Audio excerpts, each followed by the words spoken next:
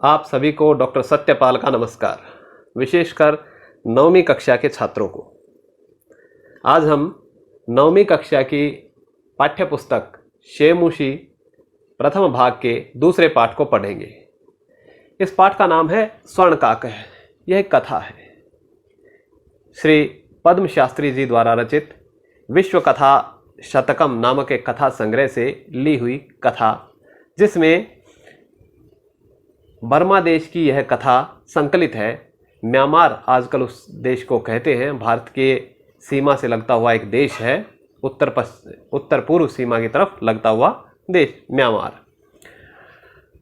उसकी एक कहानी है और इस कहानी में एक सोने के सुनहरे पंखों वाला, चांदी की चोंच वाला एक कौवा है, जिसके माध्यम से लोभ के बुरे परिणाम और त्याग के सुपरिणाम को दिखाया गया है। तो सबसे पहले हम इस कथा को जान लेते हैं कि कथा किस प्रकार है। इस कथा का कथानक इस प्रकार है कि पहले कभी प्राचीन समय में किसी एक गांव में एक निर्धन बुढ़िया रहती थी। उसकी एक पुत्री थी जो विनम्र और मनोहर थी। एक बार माता उसको कहती है, थाली में चावल रखकर, कि सूर्य की धूप में पक्षियों से इन चावलों की रक्षा करो। वह करने लग जाती है। कुछ समय के पश्चात एक कौवा आता है, ऐसा कौवा जो विचित्र है, जिसके पंख सोने के हैं, जिसकी चोंच चांदी की है। ऐसा एक कौवा आता है, वो चावलों को खाना शुरू कर देता है, हंस रहा है खाता हुआ।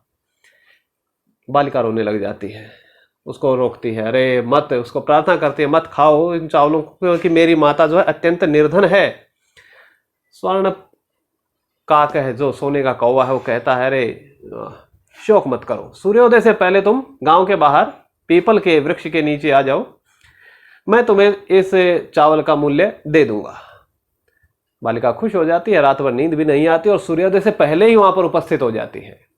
वहां वृक्ष के ऊपर देखकर, अरे आश्चर्य, यहां तो सोने से बना हुआ एक महल है।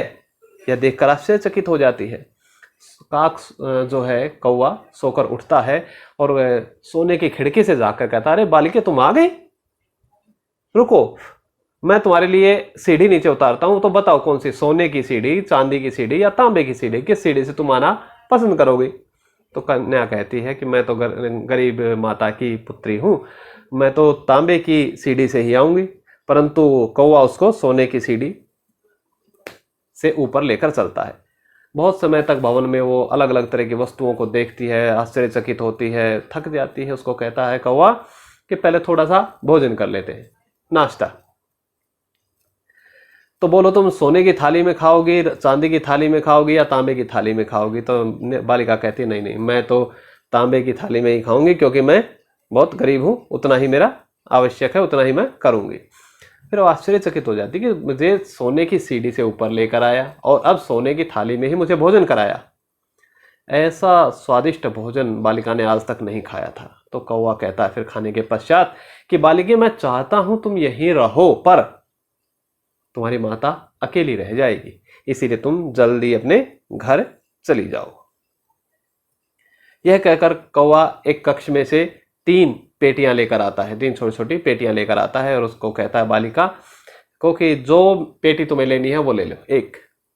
तो छोटी सी एक पेटी लेकर बालिका कहती है कि मेरे तो चावलों का मूल्य बस इतना ही था, इससे ज़्यादा मेरा मूल्य नहीं था, और वो लेकर चली जाती है। घर आकर वो जब उस पेटी को उद्घाटित करती है, खोलती है, तो उसमें बहुत महंगे हीरे जवाहरात इत्यादि देखकर वो खुश हो जाती है और उस दिन से वो धनिक हो जाती है, धनवान हो जाती है, धनवती हो जाती है।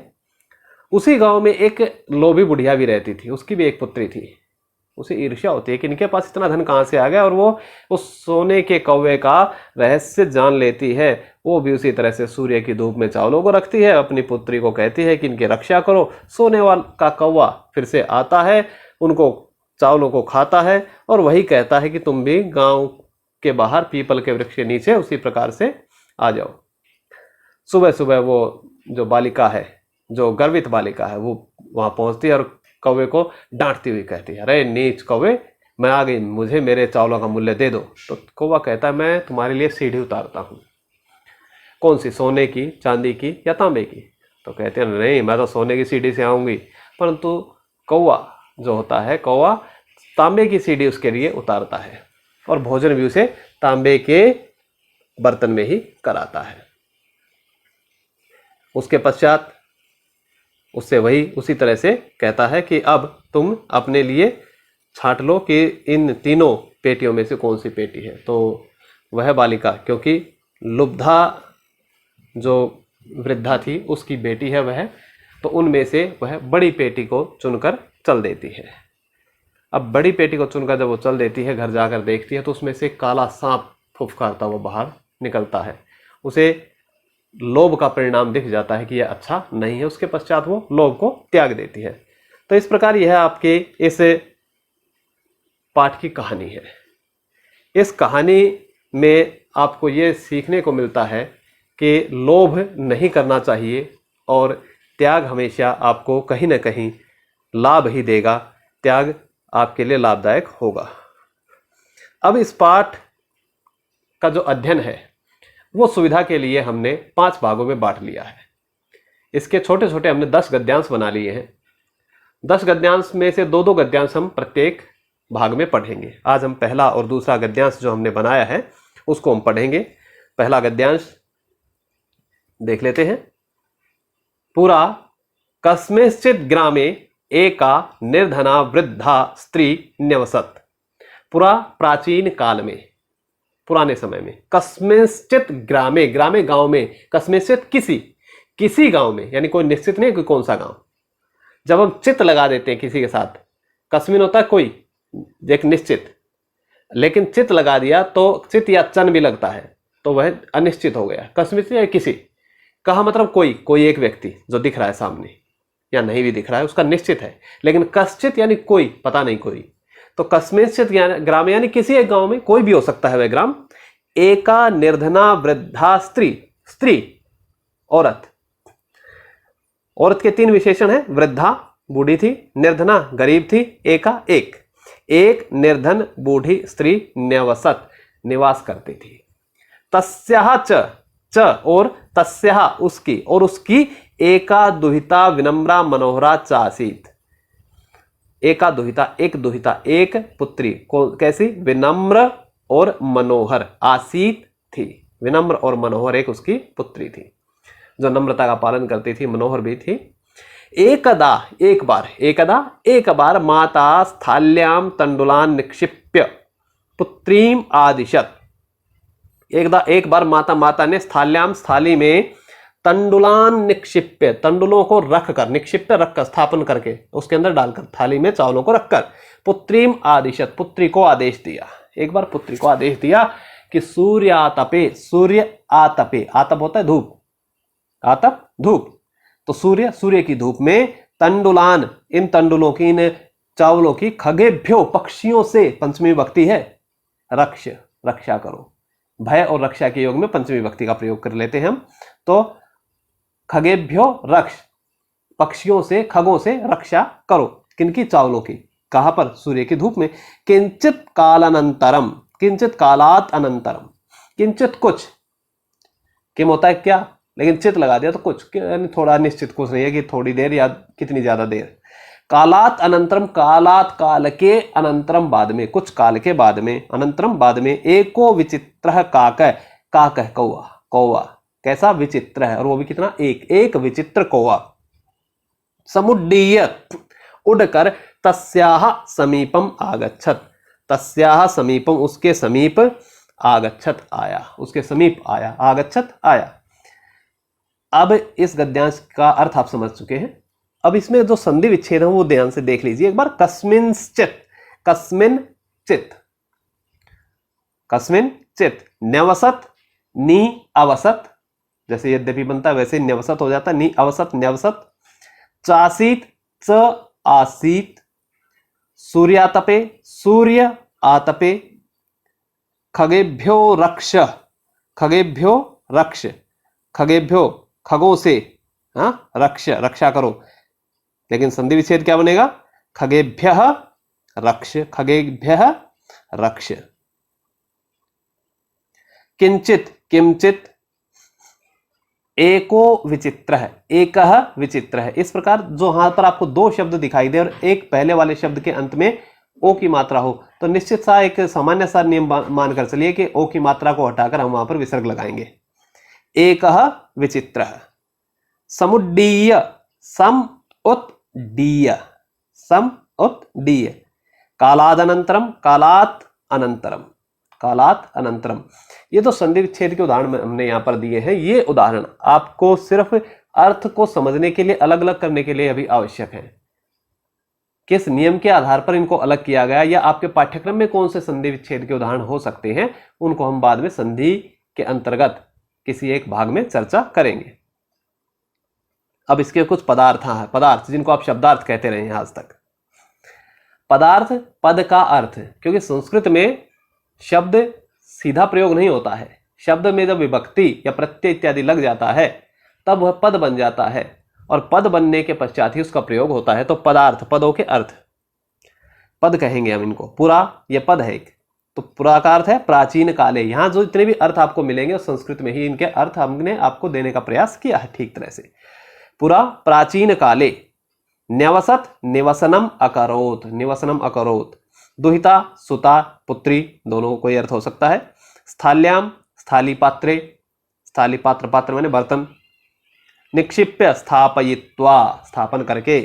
खगेभ्यः पक्षिभ्यः, निर्धना धन रहिता, सूर्यातपे, सूर्य से घर में, घर्म घाम, घाम जो शब्द प्रयोग होता है ना घाम में, एक हरियाणा में या इसके आसपास पश्चिम उत्तर प्रदेश में एक प्रयोग होता है घाम, बहुत घाम है, घाम यानी घर्म, वही इसी से बना हुआ शब्द है घर में। तंडुलान अक्षतान, तंडुल यानी चावल, चावल कौन से, अक्षत, जो क्षत नहीं है, जो टूटे हुए नहीं है, ठीक है, तो सीधे चावल। समुड्डीय उत्प्लुत्य, उत्प्लुत्य, प्लुत्य होता है कूदना, उत्प्लुत्य ऊपर कूदना यानी उड़ना। ये आपके पदार्थ हैं। अब इसमें जो प्रश्न बन सकते हैं इस गद्यांश के आधार पर, उनका हम उन पर विचार कर लेते हैं। प्रश्नः एक पदेन उत्तरत्, जिस प्रकार से आपके प्रश्न आपसे पूछे जाएंगे उसी प्रकार से हम इन यहाँ पर प्रश्नों पर विचार कर रहे हैं। जब आपसे कोई गद्यांश दिया जाएगा आपको, तो उस गद्यांश में से प्रश्नों के उत्तर एक पदेन में पूछे जाएंगे, पूर्ण वाक्येन में पूछे जाएंगे और यथा निर्देशम में पूछे जाएंगे। तो पहला आपको पूछा जाएगा एक पदेन उत्तरत्, इस प्रकार के प्रश्नों का उत्तर एक पद में ही देना है। वृद्धा कुत्र न्यवसत, वृद्धा कुत्र कहाँ न्यवसत रहती थी, कहाँ रहती थी, किसी गांव में। कस्मिंश्चित् ग्रामे, लेकिन कस्मिंश्चित् तो गांव का विशेषण है, गांव की विशेषता है कि किसी गांव में। तो ग्रामे, मुख्य शब्द क्या है, ग्रामे, मुख्य पद आपका ग्रामे है, तो ग्रामे। वृद्धा कुत्र न्यवसत, ग्रामे, उत्तर क्या बना, ग्रामे। विचित्रः कः आगच्छत, विचित्र कौन आगच्छत आया, कौन था विचित्र, काकः, कः काकः। वृद्धायाः कति सुताः सुता आसीत्, वृद्धायाः कति सुता आसीत्, वृद्धाया वृद्धा की कति कितनी सुता पुत्री आसीत् थी, वृद्धा की कितनी पुत्री थी। यद्यपि हम अगर यहाँ पर बहुवचन का प्रयोग कर दे, सुताः आसन, कितने पुत्रियां थी, तब भी हम उत्तर एक ही मिलेगा, एका। कितनी पुत्री थी, एक थी, एका। माता काम आदिशत, माता, माता ने काम किसको, आदिशत आदेश दिया, पुत्री।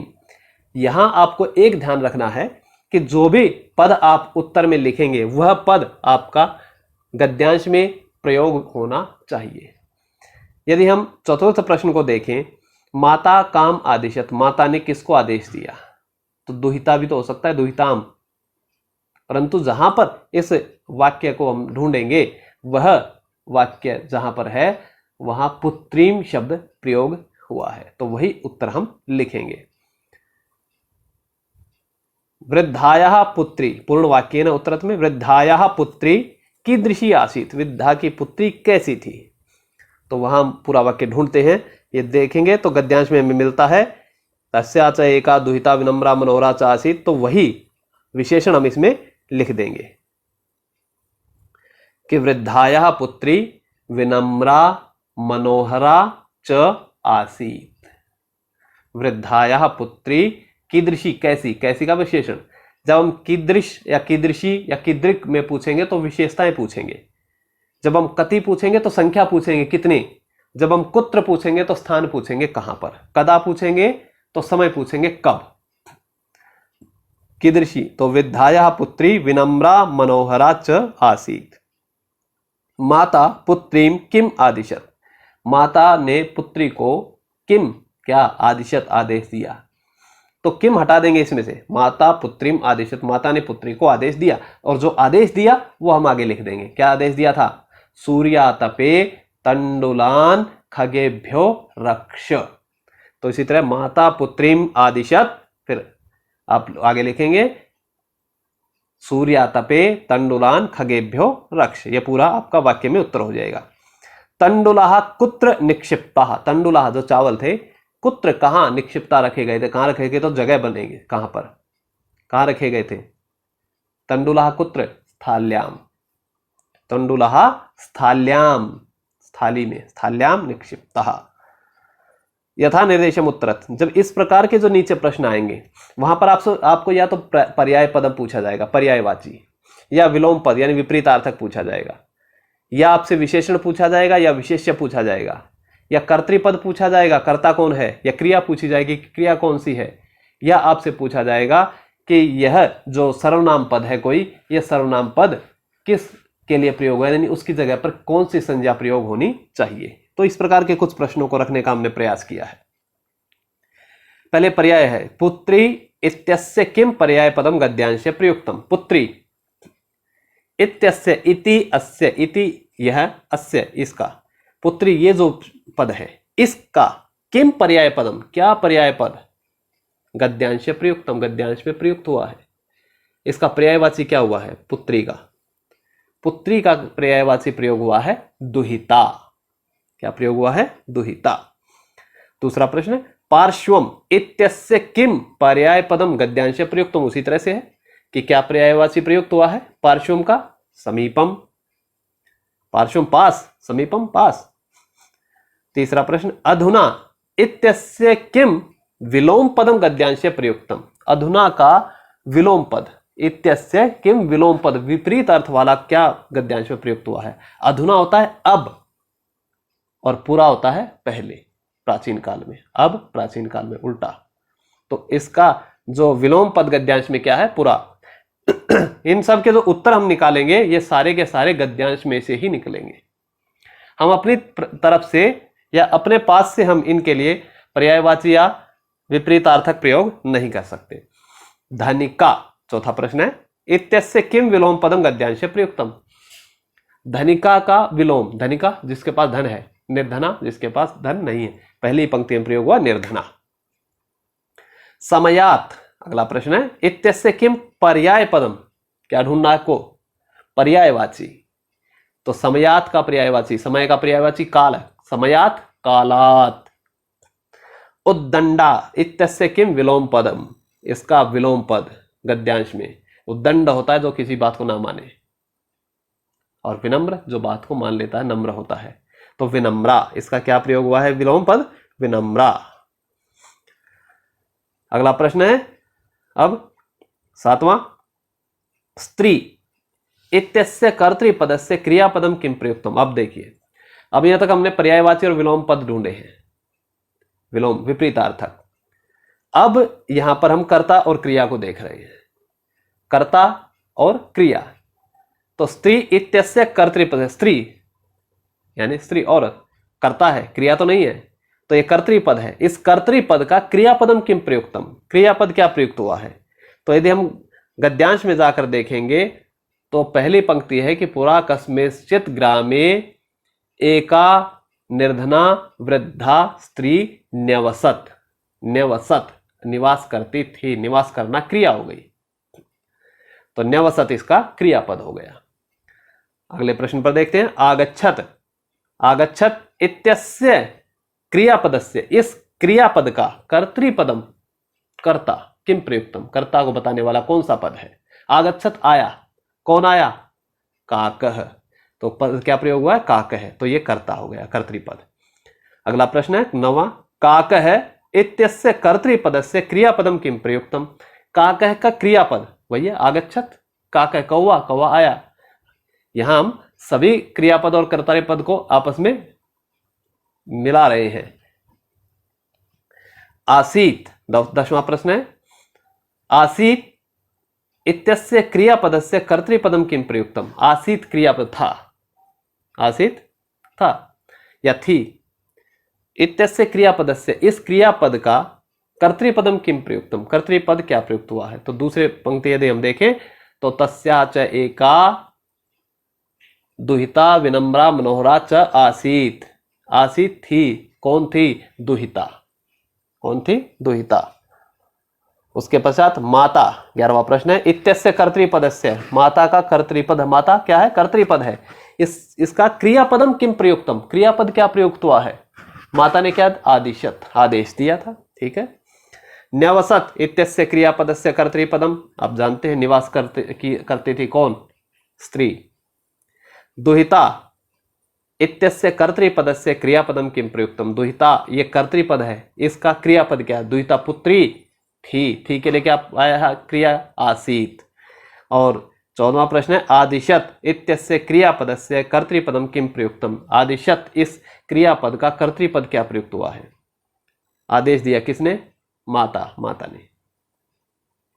अब अगला प्रश्न है, यहां आपसे पूछा जाएगा कि एक सर्वनाम पद है, यह सर्वनाम पद गद्यांश में प्रयुक्त तो हुआ है, परंतु किसके लिए प्रयोग हुआ है, यह किस संज्ञा के लिए प्रयोग है, संज्ञा के स्थान पर प्रयुक्त होता है, क्योंकि सर्वनाम पद किसके जगह प्रयोग होते हैं, संज्ञा के स्थान पर। आप परिभाषा जानते हैं कि संज्ञा के स्थान पर प्रयुक्त होने वाले शब्दों को सर्वनाम पद कहते हैं। तो किस संज्ञा के स्थान पर प्रयुक्त हुआ, यह पूछा जाता है इसमें। और इस प्रकार के प्रश्नों का उत्तर हमेशा चतुर्थी विभक्ति में दिया जाता है। 15वां प्रश्न है, तस्या च एका दुहिता, इस तरह से एक वाक्य आपके इस गद्यांश में है। अस्मिन वाक्य, इस वाक्य में तस्याः इति सर्वनाम पदम, इस वाक्य में तस्याः ये सर्वनाम पद कस्मै प्रयुक्तम किसके लिए प्रयोग हुआ है, कस्मै किसके लिए प्रयुक्तम प्रयोग हुआ है, तस्याः और उसकी एक पुत्री, किसकी, स्त्री की। तो स्त्रीयई क्या आएगा, चतुर्थी विभक्ति स्त्रीयई। यह आपको गद्यांश से नहीं लेना है, गद्यांश से केवल उस शब्द को लेना है और उस शब्द के साथ चतुर्थी विभक्ति लगाकर आपको उत्तर देना है, स्त्रीयई। अब समस्या ये आ जाती है, अभी 9वीं कक्षा में आप हैं तो चतुर्थी विभक्ति संभव है आपको याद न हो, तो इसका विकल्प क्या है, इसके साथ कृते शब्द लगाएंगे, क नीचे री की मात्रा, ऋषि वाली री की मात्रा होती है, और ते कृते। तो स्त्री कृते, एक ही लाइन के नीचे, एक ही शिरोरेखा के नीचे लिखेंगे स्त्री कृते, वो चतुर्थी विभक्ति हो जाती है। किसी भी शब्द के साथ कृते लगा दिया तो वो चतुर्थी विभक्ति का पद बन जाता है। अगला प्रश्न है 16वां प्रश्न, काकः तस्याः समीपम, काकः तस्याः समीपम आगच्छत्, इस तरह से वाक्य है आपका। अस्मिन वाक्य, इस वाक्य में तस्याः, ये जो तस्याः है उसके, समीप समीप, इति सर्वनाम पदम, यह सर्वनाम पद कस्मै प्रयुक्तम किसके लिए प्रयोग हुआ है, उसके समीप, किसके समीप, दुहिता जो पुत्री थी, बालिका थी, उसके समीप। तो क्या लिखेंगे, दुहिता के लिए भी लिख सकते हैं, पुत्री के लिए भी लिख सकते हैं। तो पुत्रेय या दुहितायै कोई भी प्रयोग करें, अथवा कृते लगाइए, दुहिता कृते, पुत्री कृते।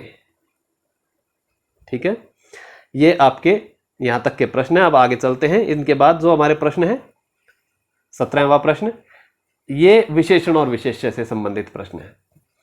यहां आपको देखना है कि विशेषण और विशेष्य, विशेषण और विशेष्य ढूंढने का सीधा सा तरीका है, पहले आप संज्ञा को ढूंढेंगे। संज्ञा, किसी भी व्यक्ति, वस्तु, स्थान, भाव, जाति इत्यादि के नाम को संज्ञा कहा जाता है, तो उसे ढूंढेंगे आप, वह विशेष्य होगा। यदि संज्ञा नहीं मिलती है तो फिर सर्वनाम को ढूंढेंगे, उसे विशेष्य बनाएंगे, और जो उनकी विशेषता बताने वाले शब्द होंगे, पद होंगे, वो विशेषण पद होंगे। तो 17वां प्रश्न है, निर्धना, निर्धना एक पद है आपके, उस गद्यांश में प्रयुक्त हुआ है। इत्यस्य विशेषण पदस्य, इस विशेषण पद की का विशेष्य पदम, इस विशेषण पद का विशेष्य पद किम प्रयुक्तम क्या प्रयुक्त हुआ है। यह तो विशेषण पद है, इसका कौन सा विशेष्य पद प्रयुक्त हुआ है, निर्धना, निर्धन, निर्धन यानी विशेषता है, किसकी विशेषता है निर्धन होना, गद्यांश में स्त्री, स्त्री की विशेषता है, तो इसका विशेष्य पद क्या है, स्त्री। अगला प्रश्न, ग्रामे, गांव में, गांव संज्ञा है तो इसका मतलब ये विशेष्य है, विशेषण नहीं है। तो इत्यस्य विशेष्य पदस्य विशेषण पदम किम प्रयुक्तम, इसका विशेषण क्या प्रयुक्त हुआ है? किसी गांव में, कस्मिंश्चित। क्या विशेषण है? कस्मिंश्चित। मनोहरा, मनोहर, मनोहर होना, यह विशेषता है, मनोहर होना। इत्यस्य विशेषण पदस्य, तो इसका मतलब यह विशेषण पद है। इस विशेषण पद का विशेष्य पद किम, विशेष्य पदम किम प्रयुक्तम, विशेष्य पद क्या प्रयुक्त हुआ है? अर्थात यह विशेषता किसकी है? मनोहर कौन? दुहिता। काकः, 20वां प्रश्न है, काकः इत्यस्य विशेष्य पदस्य विशेषण पदम किम प्रयुक्तम। काकः का, काकः क्या? कौवा, कौवा विशेष्य है, विशेष्य का विशेषण पद क्या प्रयुक्त हुआ? काकः का विचित्रः, क्या प्रयोग हुआ है? विचित्रः। उसी वाक्य में हम ढूंढेंगे। यदि हम वाक्य को ध्यान से देखें तो वहां लिखा है किंचित कालात अनंतरम एको विचित्रः काकः। एक भी उसकी विशेषता है, विचित्र भी उसकी विशेषता है, परंतु पहले विशेषता कौन सी है? विचित्र। उसके बाद दूसरी विशेषता है एक। तो पहले हम एक विशेषता लिखेंगे, विचित्र है। यदि आप एक भी लिख देते हैं तो वह गलत नहीं है। विनम्रा इत्यस्य विशेषण पदस्य विशेष्य पदम किम प्रयुक्तम। विनम्रा का विशेष, विनम्रा क्या? विनम्र होना, विनम्र होना विशेषता है। यह किसकी विशेषता है? दुहिता। अब 22वां प्रश्न अंतिम है इसमें। दुहिता इत्यस्य विशेष्य पदस्य विशेषण पदम किम प्रयुक्तम। दुहिता एक विशेष्य पद, पुत्री, एक विशेषता। दुहिता पुत्री होना, ये एक विशेष्य है, संज्ञा है, नाम है, संबंध का नाम है एक। ठीक है, तो इस के लिए विशेषण पद क्या प्रयुक्त हुआ है? अब इसके विशेषण पद आपके विनम्रा भी है, मनोहरा भी है, एका भी है। कोई सा भी एक विशेषण आप लिख सकते हैं इसमें, जो आप देख पाए, ढूंढ पाए। ये आपके कुछ प्रश्न हैं जो इस गद्यांश के आधार पर आपसे पूछे जा सकते हैं। प्राय इससे अधिक ज्यादा पूछने लायक इस गद्यांश में कुछ नहीं है। अब कुछ अव्यय पद हैं इसमें जो प्रयुक्त हुए हैं, उन अव्यय पदों को जानना जरूरी है। अव्यय पद वे पद होते हैं जो किसी भी परिस्थिति में, किसी भी काल में, किसी भी वचन में, किसी भी लिंग में अपना स्वरूप परिवर्तित नहीं करते, जैसे हैं वैसे रहते हैं। जैसे आपने देखा होगा, अभी हम इसमें देखते हैं, पहला है च। च कहीं बदला हुआ नहीं देखा होगा आज तक आपने, च ऐसा ही रहेगा। और इसका अर्थ है और। इसका अर्थ क्या है? हिंदी में बताया है और ये हमेशा आप जब भी जोड़ेंगे तो 2 या 3, जिनको भी जो आप जोड़ रहे हैं, जिन भी संज्ञा सर्वनाम इत्यादि को जोड़ रहे हैं, उनके अंत में लगता है। जैसे राम और लक्ष्मण, 2 को जोड़ना है, हमें 2 को बताना है। राम और लक्ष्मण, हिंदी में बीच में आएगा और, अंग्रेजी में भी राम एंड लक्ष्मण, एंड बीच में आएगा, परंतु संस्कृत में बाद में आएगा। राम लक्ष्मण च। यदि आप भरत को जोड़ना चाहे तो राम लक्ष्मण भरत च। शत्रुघ्न, राम लक्ष्मण भरत शत्रुघ्न च। ठीक है, परंतु यहां हम इन 2 को जोड़ रहे हैं, राम है लक्ष्मण है च। द्वौ भ्रातरौ स्त, 2 भाई थे, च। दूसरा है पुरा। पुरा प्राचीन समय में, प्राचीन काले। पुरा कालिदास नामक कवि अभवत। कालिदास नामक कवि अभवत हुआ, कालिदास नामक के कवि हुआ पुरा। यह आपको वाक्य में प्रयोग करना आ भी सकता है और नहीं भी। अभी देखते हैं किस प्रकार से आपके वाक्य में प्रयोग होना, परंतु इनका अर्थ जानना बहुत जरूरी है। एकदा एक बार, एकदा एक बार। यदि ए हटा दें तो कदा कब, कदा कब, और एकदा एक बार। एक बार चाणक्य नाम, एकदा चाणक्य नाम का विद्वान अभवत। चाणक्य नाम का विद्वान हुआ, चाणक्य जिन्होंने अर्थशास्त्र और चाणक्य नीति नामक पुस्तकें लिखी हैं। कालिदास हमारे बहुत महान कवि हैं। अभिज्ञान शाकुंतलम उनका एक प्रसिद्ध, सर्व प्रसिद्ध नाटक है। अनंतरम बाद में, अनंतरम बाद में, एक के बाद में। अनंतरम के साथ में हम पंचमी विभक्ति का प्रयोग कर देते हैं। तो कृष्णात अनंतरम, कृष्ण के बाद में। बलभद्र है, बलराम, बलभद्र कहते हैं उनको। अपि आगत, बलभद्र अपि आगत, बलभद्र भी आए। इस प्रकार ये आपका प्रथम गद्यांश है। अब हम देखते हैं इसके बाद। पहले गद्यांश में हमने देखा था कि एक कौवा वहां पर आया जहां चावल सूर्य की धूप में रख रहे थे थाली के अंदर, और वो बालिका उसके पास बैठी थी, तो कौवा उसके पास आया। अब आगे देखते हैं। नैतादृश्य स्वर्ण पक्षो रजत चंचु स्वर्ण काकस्तया पूर्वम दृष्टः। न एतादृश्य, एतादृश्य ऐसा न नहीं, ऐसा नहीं, पूर्वम दृष्ट, यदि हम ध्यान से देखें पहले देखा, पूर्वम पहले दृष्ट देखा, ऐसा नहीं देखा पहले। क्या नहीं देखा था? स्वर्ण पक्ष, सोने के पक्ष पंख, सोने के पंख वाला, रजत चंचु चांदी की चोंच वाला, स्वर्ण काक है सोने का कौवा, तया उसके द्वारा। ऐसा सोने का कौवा जिसके सोने के पंख हो, चांदी की चोंच हो, ऐसा सोने का कौवा उसके द्वारा पहले नहीं देखा गया था। तम उसको, किसको? उस कौवे को, तंडुलान खादंतम तंडुलों को खाते हुए, चावलों को खाते हुए, हसंतम च और हंसते हुए, विलोक्य देखकर, बालिका रोदितुम आरब्धा बालिका ने रोदितुम रोने आरब्धा आरंभ कर दिया।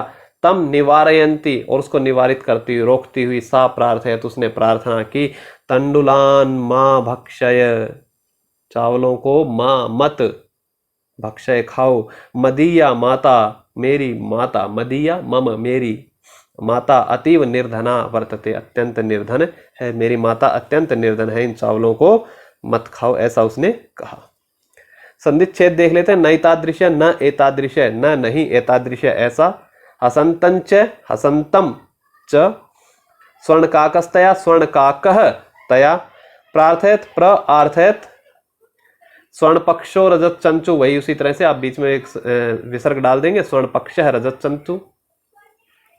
पदार्थ, पदार्थ, स्वर्ण पक्ष है यानी स्वर्णमय पक्ष, सोने से बने हुए पंख, मय मयट प्रत्यय का प्रयोग है बने हुए के आधार पर, स्वर्णमय सोने से बने हुए। आगे है रजत चंचु, रजतमय चंचु, चांदी से बना हुआ चोंच, यानी चांदी, उसकी जो चोंच थी वो चांदी की थी, पंख थे जो उसके सोने के थे।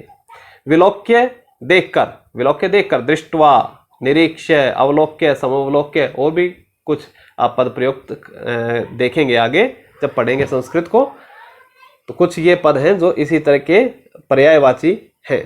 निवारयंती निवारित करती हुई, वारणम कुर्वंती वारण करती हुई, रोकती हुई, मां मां न और नहीं अर्थ में यहां पर प्रयुक्त हुआ। यद्यपि मां जो एक पद है, यह पद अव्यय की तरह से न और नहीं के अर्थ में प्रयोग होता है, यह साथ में माम अर्थ मुझको अर्थ में भी प्रयोग होता है, माम मुझको, परंतु यहां जो यह प्रयोग हुआ है ये निषेध अर्थ में प्रयोग हुआ है, न नहीं। मदीया मम यानी मेरी, ये इसके संधिच्छेद और पदार्थ हैं। अब हम इसके प्रश्नों पर विचार करते हैं। बालिकया, एक पदेन उत्तर यानी एक पद में उत्तर देना, ध्यान से देखना। बालिकया रजत चंचु कह दृष्टः, बालिकया रजत चंचु कह दृष्टः। यदि हम वाक्य में देखें तो हमें मिल रहा है नैतादृश्य स्वर्ण पक्षो रजत चंचु स्वर्ण काकस्तया पूर्वम दृष्टः। कह स्वर्ण काक है, सोने का कौवा, बाकी तो उसकी विशेषताएं, स्वर्ण पक्ष है, रजत चंचु, ये तो सारी की सारी उस कौवे की विशेषताएं हैं। कह दृष्टः स्वर्ण काक है, सोने का कौवा उसने देखा था, हालांकि उससे पहले नहीं देखा था लेकिन तब तो देखा है। काक है कान खादित्वान, काक है कौवा, कान किनको खादित्वान खाने लगा, किनको खा रहा था, तंडुलान कान तंडुलान। जैसा आपका प्रश्नवाचक पद होगा वैसा ही उत्तरवाचक पद भी उसकी जगह पर आएगा। जैसे कहा आया था स्वर्ण काकः, कान तंडुलान। आगे देखिए, बालिकायाः माता कीदृशी आसीत, बालिकायाः बालिका की, माता कीदृशी कैसी, आसीत थी कैसी थी बालिका की माता, निर्धना या निर्धनी नहीं है क्योंकि पद ही प्रयोग नहीं होता है तो निर्धना, लेकिन स्त्रीलिंग आएगा। बालिकायाः माता निर्धना आसीत। पूर्ण वाक्य ने उत्तरत, पूर्ण वाक्य में बालिका कथम रोदितुम आरब्धा, बालिका कथम क्यों या कैसे रोदितुम आरब्धा रोना आरंभ कर लिया, बालिका ने रोना आरंभ क्यों किया? तो बालिका ने जब उसको देखा कि चावल खा रहा है, हंस रहा है, तो बालिका काकम तंडुलान खादंतम हसंतम च विलोक्य रोदितुम आरब्धा। तम की जगह पर उसको किसको, कौवे को, तो तम काकम, तम की जगह पर काकम हम लिख देंगे, बाकी वैसा का वैसा पूरा वाक्य हो जाएगा। बालिका किम प्रार्थयत, बालिका ने क्या प्रार्थना की, उसी तरह से लिखें जैसे पहले आया था। बालिका प्रार्थयत, बालिका ने प्रार्थना की, क्या प्रार्थना की, आगे दिया है कि तंडुलान मां भक्षय मदीया माता अतीव निर्धना वर्तते। अब यथा निर्देशम उत्तर, जिसमें पर्यायवाची और विलोम पद इत्यादि हम ढूंढते हैं। अक्षतान इत्यस्य अक्षतान, क्षत नहीं है, जो टूटे भी नहीं है। इत्यस्य किम पर्याय पदम गद्यांश प्रयुक्तम, गद्यांश में क्या प्रयुक्त हुआ है इसका पर्यायवाची? तंडुलान। अक्षतान का क्या है? तंडुलान। दूसरा, निरीक्ष्य इत्यस्य किम पर्याय पदम गद्यांश प्रयुक्तम, निरीक्ष्य का पर्यायवाची समानार्थक क्या प्रयोग हुआ है? विलोक्य। पश्चात इत्यस्य किम विलोम पदम गद्यांश प्रयुक्तम, पश्चात बाद में, इसका विलोम पद उल्टा, बाद में का क्या होता है? पहले, पूर्वम। तो विलोम पद क्या प्रयोग हुआ? विपरीतार्थक पूर्वम। आम, चौथा प्रश्न है आम। इत्यस्य किम विलोम पदम गद्यांश प्रयुक्तम, आम, आम का अर्थ होता है हां, इसका उल्टा क्या हुआ है? न। उल्टा क्या प्रयोग हुआ है? न, विपरीतार्थक न। खाद, खाओ, खाद खाओ। इत्यस्य किम पर्याय पदम गद्यांशे प्रयुक्तम, इसका क्या पर्यायवाची गद्यांश में प्रयुक्त हुआ है? खाद खाओ, भक्षय, दोनों ही प्रयोग हुए हैं। भक्षण धातु भी, भक्ष धातु भी और खाद धातु भी दोनों ही प्रयोग होती हैं, तो भक्षय और खाद दोनों ही पर्यायवाची हैं। रुदंतम, रोते हुए को। इत्यस्य किम विलोम पदम गद्यांश प्रयुक्तम, इसका क्या विलोम पद विपरीतार्थक गद्यांश में प्रयुक्त हुआ है? हसंतम। रुदंतम का क्या है? हसंतम। इस प्रकार कुछ ये प्रश्न है, इसके बाद हम अगले प्रश्नों पर विचार करते हैं। 7वां प्रश्न, बालिका इत्यस्य कर्तृपदस्य क्रियापदम किम प्रयुक्तम, बालिका का क्या क्रियापद प्रयुक्त हुआ है? बालिका ने क्या किया? आरब्धा, आरंभ कर दिया, रोना आरंभ कर दिया, तो आरब्धा इसमें क्रियापद है। वर्तते इत्यस्य क्रियापदस्य, वर्तते है, इस क्रियापद का कर्तृपदम किम प्रयुक्तम, कर्तृपद क्या प्रयुक्त हुआ है? वर्तते है, क्या है? माता, माता है, निर्धन है या जैसी भी है वो तो विशेषता है।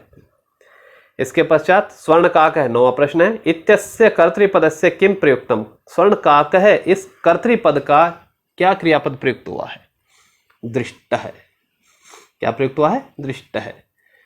10वां प्रश्न है, आरब्धा इत्यस्य क्रियापदस्य कर्तृपदम किम प्रयुक्तम, आरब्धा, आरब्धा का कर्तृपद आप पहले जानते हैं, बालिका इसका कर्तृपद है। माता इति अस्य कर्तृपदस्य क्रियापदम किम प्रयुक्तम, माता का क्रियापद वर्तते पहले आ चुका है, और दृष्ट है क्रियापद का कर्तृपद है स्वर्ण काक है। 12वां प्रश्न हो गया है। 13वां प्रश्न है, स्वर्ण काकस्तया पूर्वम दृष्ट है, सोने का कौवा उसके द्वारा पहले देखा गया, न पहले आ चुका, नहीं देखा गया था ऐसे। तो यहां पर जो तया है, लेकिन उसके द्वारा, अस्मिन वाक्य तया, ये जो सर्वनाम पद है कस्मै प्रयुक्तम, किसके लिए प्रयुक्त हुआ है? तया, ये किसके लिए प्रयुक्त हुआ है? किसने? बालिका ने। तो बालिका यई, क्या आएगा? बालिका यई, चतुर्थी विभक्ति लगेगी, अथवा बालिका कृते, बालिका कृते। और 14वां प्रश्न है, तम निवारयंती सा प्रार्थय, तो उसको निवारित करती हुई सा उसने प्रार्थयत, प्रार्थना की। यहां सा को भी पूछ सकता था, लेकिन हम बालिका के बारे में पहले पूछ चुके, इसलिए हमने तम को पूछा। तम उसको, किसको? उस कौवे को। तो ये सर्वनाम पद जो तम है, ये किसके लिए हुआ प्रयोग? कौवे के लिए। तो काकाय, चतुर्थी विभक्ति लगाएंगे, क्या बनेगा? काकाय, या फिर काक कृते, क्या बनेगा? काक कृते। इस प्रकार ये आपके प्रश्न है। कुछ आगे प्रश्न और देख लेते हैं। ये विशेषण विशेष्य पद के प्रश्न है। 15वां प्रश्न, स्वर्ण पक्ष इत्यस्य विशेषण पदस्य, स्वर्ण पक्ष इत्यस्य विशेषण पद है, स्वर्ण पंख होना ये विशेषता है। ये किस, इसके लिए जो विशेष्य पद है, इसकी यानी किसकी विशेषता है? यह है, उस विशेष्य पद को बताइए कि क्या प्रयुक्त हुआ है। तो वो विशेष्य पद है स्वर्ण काक है, सोने का कौवा, उसकी विशेषता है ये। 16वां प्रश्न है, माता इत्यस्य विशेष्य पदस्य विशेषण पदम किम प्रयुक्तम, माता विशेष्य पद है, इसका विशेषण क्या है? निर्धना, क्या है? निर्धना। 17वां प्रश्न, रजत चंचुः इत्यस्य विशेषण पदस्य विशेष्य पदम किम प्रयुक्तम, रजत चंचु की इसकी विशेषता है स्वर्ण काक है कि, तो विशेष्य पद है स्वर्ण काक है। और अंतिम प्रश्न है, तम निवारयन्ति सा प्रार्थयत, उसको रोकते हुए इसने प्रार्थना की। अत्र, यहां, यहां मतलब इस वाक्य में, अस्मात् वाक्यात, इस वाक्य से, कर्तृपदम क्रियापदम च, कर्तृपद और क्रियापद को चित्वा चुनकर लिखिए। इसमें कर्ता कौन है? तम, उसको निवारण करती हुई, रोकती हुई, सा प्रार्थित, उसने प्रार्थना की, प्रार्थना की, ये तो क्रिया हो गई। किसने प्रार्थना की? उसने, तो सा वह उसका कर्तृपद हो गया। अब जो कुछ अव्यय पद इसमें प्रयुक्त हुए हैं, पहला पद है न, न वह प्रयोग नहीं अर्थ में आता ही है। कार्ये विलंब न करणीय, कार्य में विलंब, देर न करणीय, नहीं करनी चाहिए। कोई भी कार्य हो जल्दी से अपने करना चाहिए। दूसरा प्रश्न है, दूसरा अव्यय पद है पूर्वम, पहले। पूर्वम महाराणा प्रताप है नाम राजा अभवत, पहले महाराणा प्रताप नामक एक राजा हुए हैं। पूर्वम पहले, पश्चात इसका बाद में होता है। माँ, माँ को मैंने बताया था न और नहीं अर्थ में, निषेध अर्थ में है, तो आलस्यम, माँ को आलस्य मत करो। और चौथा और अंतिम अव्यपद इस गद्यांश का है अतीव, अत्यंतम अर्थ में, अत्यधिकम अर्थ में। भगत सिंह अतीव वीर आसीत, अत्यंत वीर था भगत सिंह। इस प्रकार यह आपका प्रथम और द्वितीय गद्यांश है। इस गद्यांश में प्रायः हमने प्रयास किया है कि जो आपसे पूछा जा सकता है, जो आपको समझाने के लिए आवश्यक है, वो हम लिख कर दें। समास और संधि पर जो विचार होना है या प्रत्ययों पर जो विचार होना, वो अलग भागों में विचार होगा। इसके पश्चात इस पाठ के 8 छोटे छोटे भाग और बच गए हैं, जिनको हम क्रमशः अगले आने वाले 4 भागों में 2-2 करके पढ़ेंगे। तब तक के लिए विराम। धन्यवाद। जयतु संस्कृतम, जयतु भारतम।